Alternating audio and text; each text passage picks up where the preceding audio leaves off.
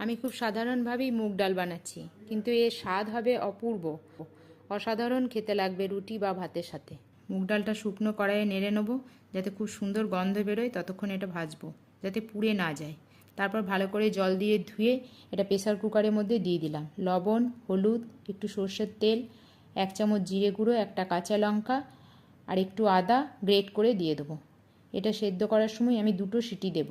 তারপর এটা কড়াইয়ের মধ্যে সর্ষের তেল দিয়ে কতকটা বাদাম আর কাজু বাদাম, ভাঙা কাজু বাদাম আমি এর মধ্যে ভেজে নেব। এটা ভেজে তুলে নেব। এই তেলের মধ্যে 1 চামচ ঘি দিয়ে দিলাম, একটু তেজপাতা, একটা শুকনো লঙ্কা, 1 চামচ জিরে দিয়ে এটা বেশ সুন্দর গন্ধ বেরোবে যখন, একটু টমেটো কাটা দিয়ে দেব। টমেটোটা নরম করার জন্য একটু লবণ, একটু চিনি আর একটু হলুদ দিয়ে দিলাম। এটা নরম হয়ে গেলে এই সেদ্ধ রাখা ডালটা আমি এর মধ্যে দিয়ে দেব।